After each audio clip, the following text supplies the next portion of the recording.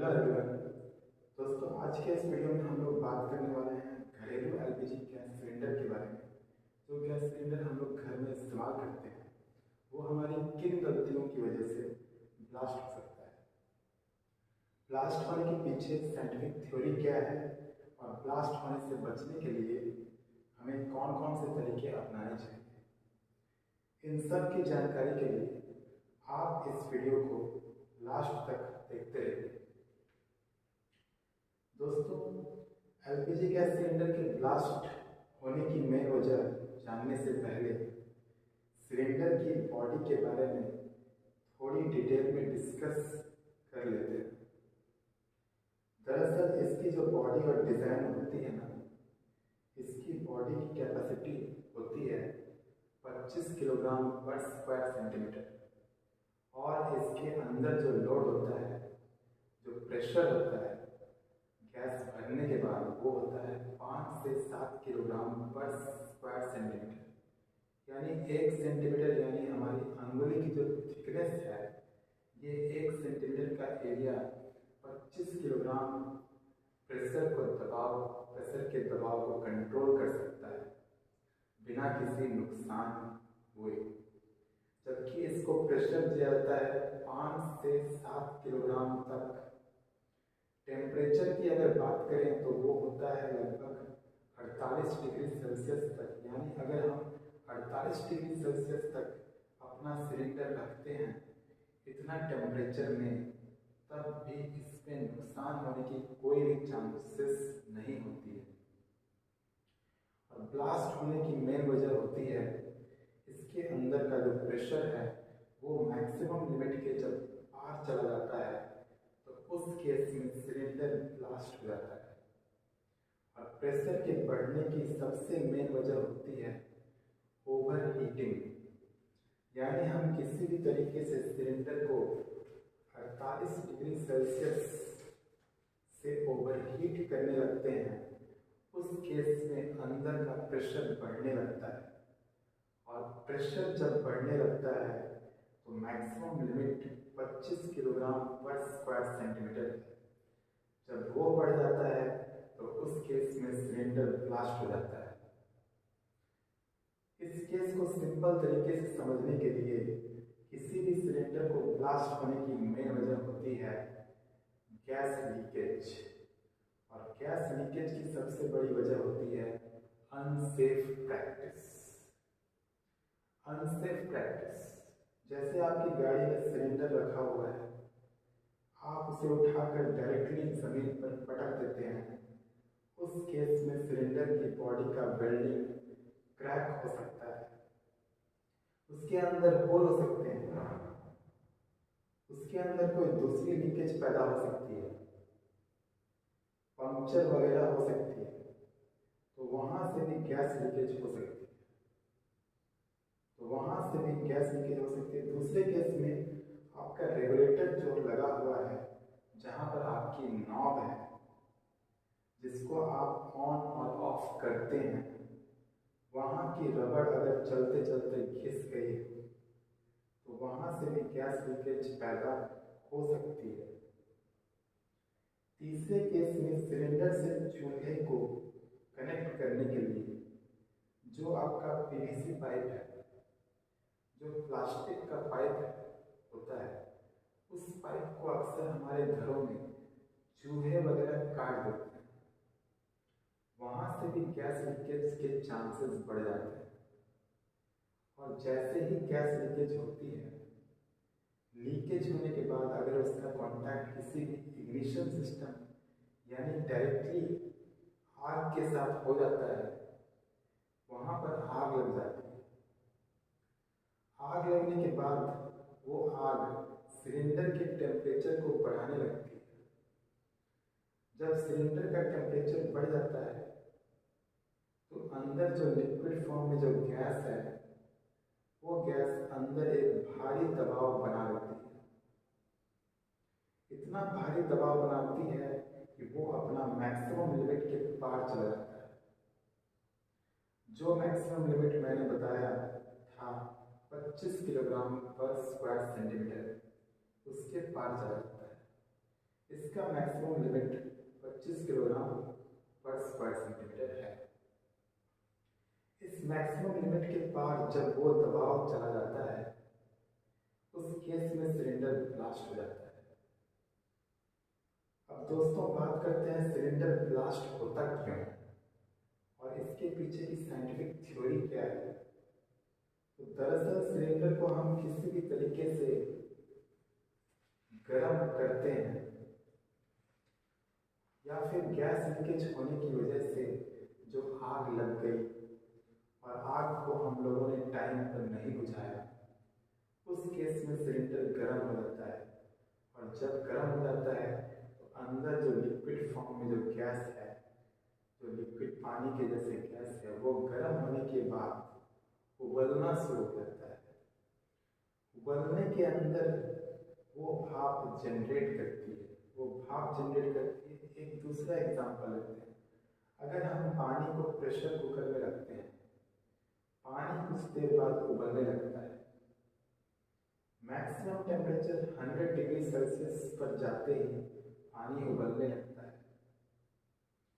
120-130 degree Celsius temperature पहुंचने के बाद हवाओं का दबाव इतना बढ़ जाता है कि प्रेशर कुकर के ऊपर एक छोटी सीटी, हम उसको बोलते हैं, वो लगी होती है। 50 ग्राम तक उसका वजन होता है। वो प्रेशर की वजह से ऊपर उठ जाती है,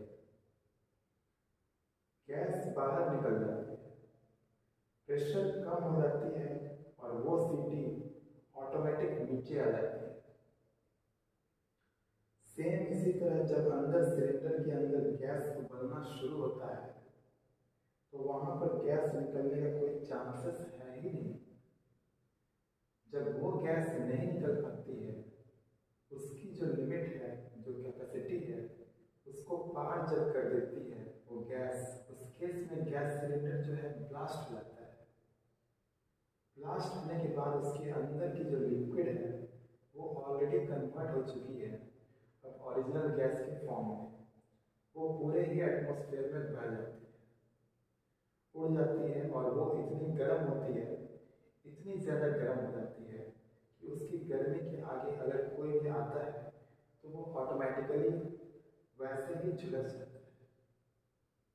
दूसरा दोस्तों, इसका ब्लास्ट का जो प्रेशर बनता है, जो 25 किलोग्राम पर स्क्वायर सेंटीमीटर का जो प्रेशर होता है, इतने ज़्यादा प्रेशर के साथ फटने की वजह से जिस घर में गैस सिलेंडर फटता है उस घर की दीवारें तथा सिलेंडर के भी चिथड़े उड़ जाते हैं।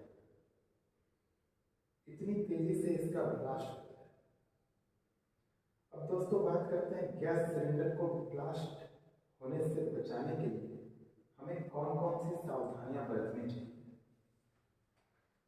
सबसे पहले हमें यह समझना होगा कि गैस सिलेंडर में आग लगने से लेकर ब्लास्ट होने तक बीच में 10 से 15 मिनट का टाइम होता है। और ये 10 से 15 मिनट का टाइम क्यों होता है? गैस सिलेंडर में आग लगी, गैस सिलेंडर गर्म हुआ, अंदर उसने हीटिंग एब्जॉर्ब की, लिक्विड फॉर्म में जो पानी के फॉर्म में जो गैस बह रही थी वो कन्वर्ट हो रही है मेन गैस के फॉर्म में। उसको कन्वर्ट होने में और उसका प्रेशर बिल्ड होने में और ओवर प्रेशर होने में 10 से 15 मिनट का टाइम लगता है। और अगर आप इन 10 से 15 मिनटों में दिमाग और बुद्धि का सही से इस्तेमाल कर लेते हैं, आग पर काबू कर लेते हैं, सिलेंडर को हटाकर कहीं और ले जाते हैं, उस केस में आप गैस सिलेंडर को ब्लास्ट होने से बचा सकते हैं। और इसके लिए आपको सबसे पहले क्या करना होगा कि जैसे ही सिलेंडर में लीकेज होने के बाद आग लगती है, सिलेंडर गर्म होने से पहले पहले ही आपको उस आग को बुझाना पड़ेगा। कैसे बुझाना है? किसी भी गीले कंबल को या फिर गीले बोरे को, कंबल ना हो तो चादर, कंबल ना हो चादर ना हो, बोरी हो आपके पास, उसको पानी में भिगोने के बाद गैस सिलेंडर के चारों तरफ लपेट देना चाहिए। दूसरे केस में क्या करना है कि लपेटने के बाद जो गैस लीकेज का मेन पॉइंट है उसको तुरंत सील कर देना है।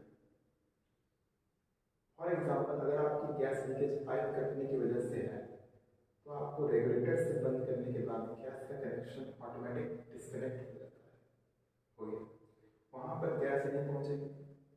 दूसरे केस में अगर आपका रेगुलेटर ही खराब था तो तुरंत आपको रेगुलेटर निकाल कर सिलेंडर से अलग कर देना चाहिए, या फिर आपकी गैस लीकेज सिलेंडर से थी तो उसको किसी भी तरीके से सील करके उसकी गैस लीकेज को हमें रोकना चाहिए, बंद कर देना चाहिए, ताकि उस पर आग लगने से बच सके। और इसके अलावा हमें गैस सिलेंडर को अपने किचन से, अपने घर से, अपनी फैमिली से या फिर भीड़ भाड़ वाले इलाके से निकाल कर अलग ले जाना चाहिए। और अगर आपके सिलेंडर में लीकेज के बाद अच्छी खासी आग पकड़ चुकी है, आप उसको कंट्रोल नहीं कर पा रहे हैं या वो कंट्रोल नहीं होने की कंडीशन में है, तो आपको बिना देरी किए 101 डायल कर लेना चाहिए। तो फायर ब्रिगेड वाले जो हैं, आप उनको आपकी सूचना दे सकते हैं। आप उसकी सूचना फायर ब्रिगेड वाले को दे सकते हैं। इससे यह होगा कि वो लोग टाइम पर आकर आपकी कोई ना कोई हेल्प ज़रूर करेंगे। दोस्तों, ये तो थी पूरी इन्फॉर्मेशन एलपीजी गैस सिलेंडर कैसे ब्लास्ट होता है, क्या थ्योरी है और कैसे किस तरीके से हम इसका बचाव कर सकते हैं। इसके अलावा भी दोस्तों, अगर आपके दिमाग में कोई भी क्वेश्चन है, कोई भी सवाल है, तो आप कमेंट बॉक्स में लिखकर पूछ सकते हैं। अगर आपको वीडियो पसंद आई हो तो वीडियो को लाइक कर सकते हैं, और अगर चैनल पर नए हैं तो सब्सक्राइब कर सकते हैं और अपने दोस्तों के साथ शेयर कर सकते हैं। आज की वीडियो में बस इतना ही। मिलते हैं अगले वीडियो में, तब तक के लिए धन्यवाद। Thanks for watching. Thank you.